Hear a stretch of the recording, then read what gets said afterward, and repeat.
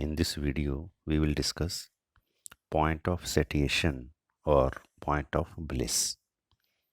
This is part 3b of the 7 videos on indifference curve analysis.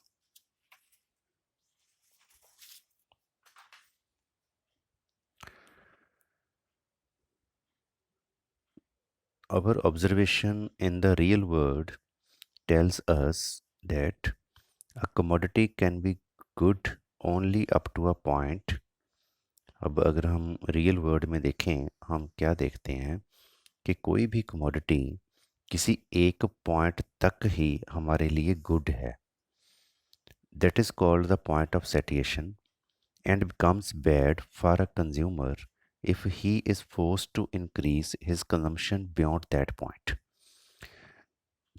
मतलब कोई भी आपके पास चीज़, कोई भी कमोडिटी एक हद तक ही गुड है. उसके बाद जब आप उस कमोडिटी को और ज़्यादा इंक्रीज करोगे तो आपके लिए वो कमोडिटी बैड बन जाएगी. और उसी पॉइंट को हम कहते हैं पॉइंट ऑफ ब्लिस और पॉइंट ऑफ सेटिएशन. इसको हम डायग्रामेटिकली अगर एक्सप्लेन करें,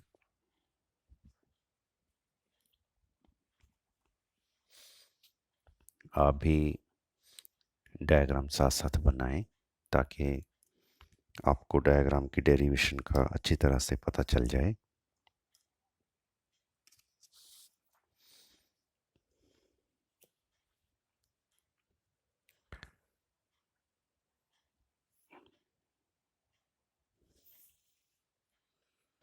These are the axes.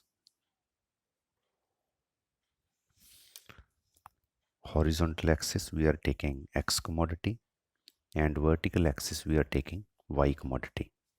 एक साइड एक कमोडिटी है X, दूसरी साइड दूसरी कमोडिटी है Y. तो अगर अब हम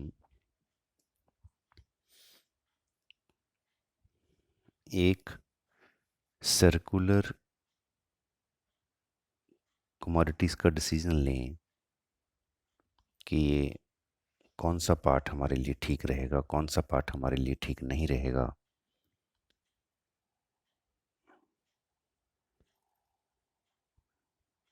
तीन सर्कल हम बनाएंगे. उसके बेस पर हम इस पॉइंट ऑफ सेटिएशन को समझेंगे.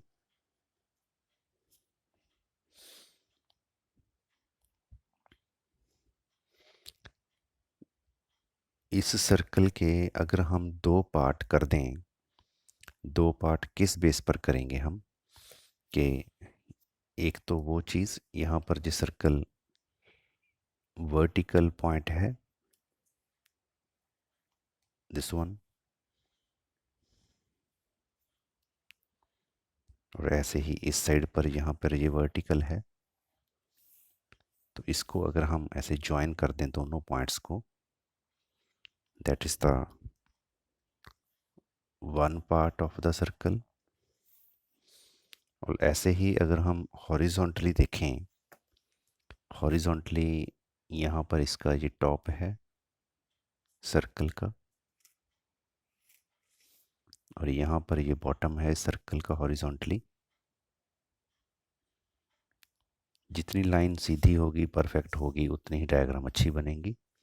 तो इन दोनों पॉइंट्स को अगर हम मिला दें,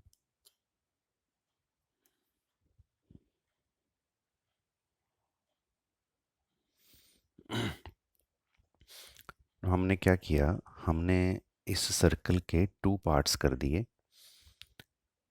एक हॉरिजॉन्टली एक वर्टिकली.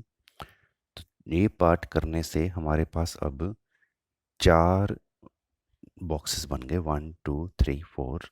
इनको हम कहते हैं zone. Suppose this is the zone 1, this is zone 2, this is zone 3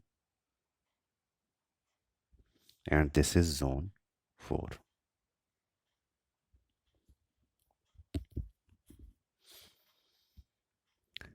अब अगर हम इंडिफरेंस कर्व की प्रॉपर्टीज़ को देखें, इंडिफरेंस कर्व की प्रॉपर्टीज़ में हम फर्स्ट प्रॉपर्टी रीड करते हैं कि indifference curve has a negative slope, कि इंडिफरेंस कर्व की जो स्लोप है वो नेगेटिव होती है।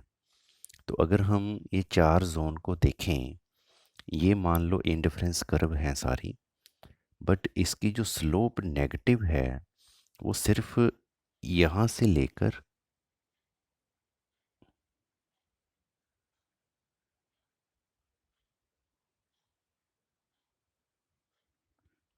यहाँ तक है। This is the negative sloped area of this circle. तो इस सर्कल में जो नेगेटिव स्लोप है वो सिर्फ इतना पोर्शन है। सिमिलरली अगर हम इस सर्कल को देखें तो इसका जो नेगेटिव पोर्शन है वो ये पोर्शन है।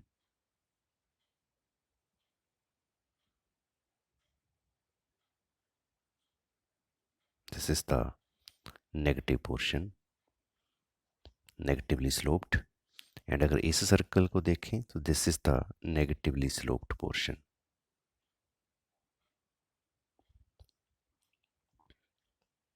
तो हमारा जो जो हमने पार्टीशन की थी इसकी सर्कल्स की, ये वर्टिकल एंड हॉरिजॉन्टल लाइंस लगाकर, वो इसी पर्पस के लिए की थी ताकि हमें ये पता चल जाए कि इसका नेगेटिव स्लोप वाला एरिया कौन सा है।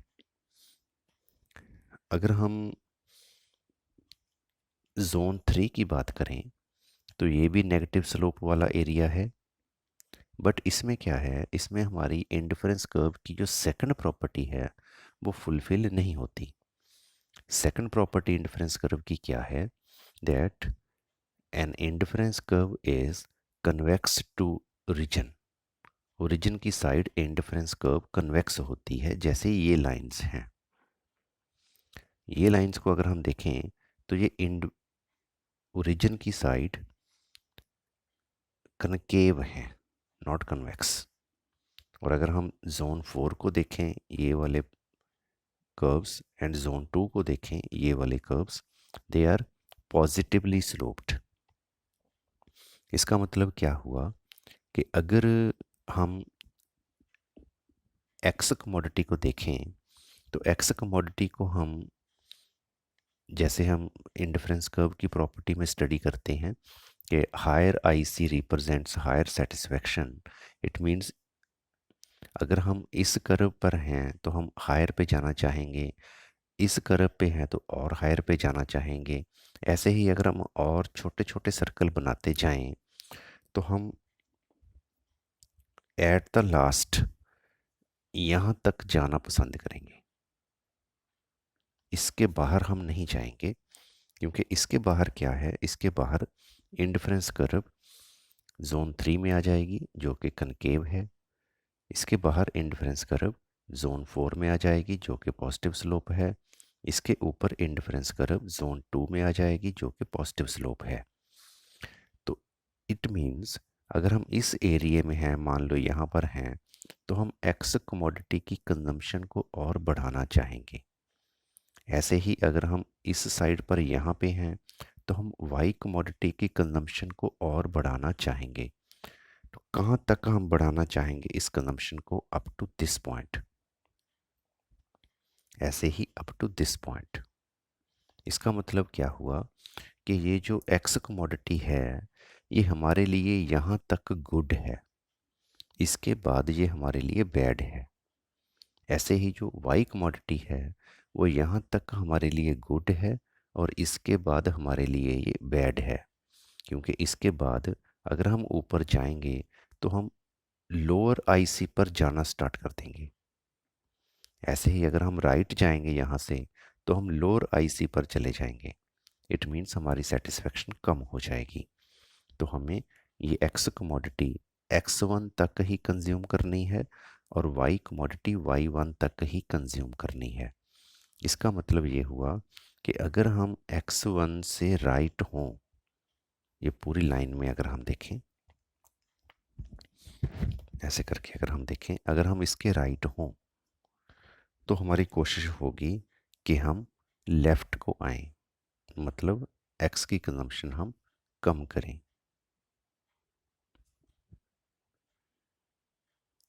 तो अगर हम इसके राइट होंगे, इस सर्कल में राइट होंगे अगर, तो हम लेफ़्ट की साइड आएंगे, मतलब एक्स की कंजम्पशन को कम करेंगे।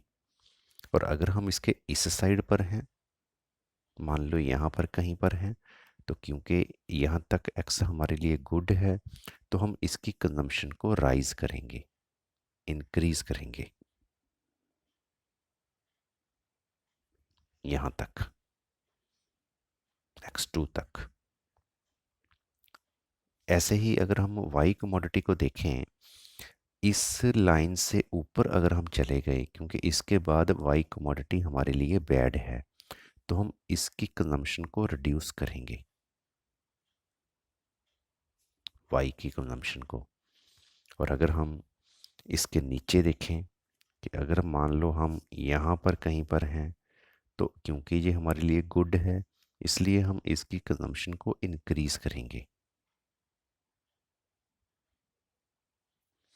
तो ये होगा हमारा डिसीज़न। सिंपल ये डिसीज़न है, आप इसके टू पार्ट्स मान के चलो। जैसे एक्स कमोडिटी है, दो गुड्स हैं, एक एक्स एंड एक वाई। तो एक्स कमोडिटी है, यहाँ तक हमारे लिए गुड है, तो यहाँ तक तो हम आगे जाएंगे। इसके बाद अगर हम हैं तो हम वापस आएंगे। ऐसे ही वाई कमोडिटी यहाँ तक हमारे लिए गुड है, तो अगर हम यहाँ पर कहीं पर हैं तो हम वाई की कंजम्पशन को बढ़ाएंगे, ऊपर को जाएंगे। अगर हम इस लाइन के ऊपर कहीं हैं तो हम वाई की कंजम्पशन को कम करेंगे, क्योंकि यहाँ पर वाई हमारे लिए बैड है। इसका मतलब ये हुआ कि ये जो पॉइंट है, this point, this point is known as point of bliss, or you can say point of maximum satisfaction or point of the satiation.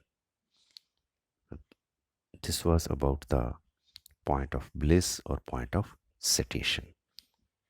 Thank you. Thanks for watching this video.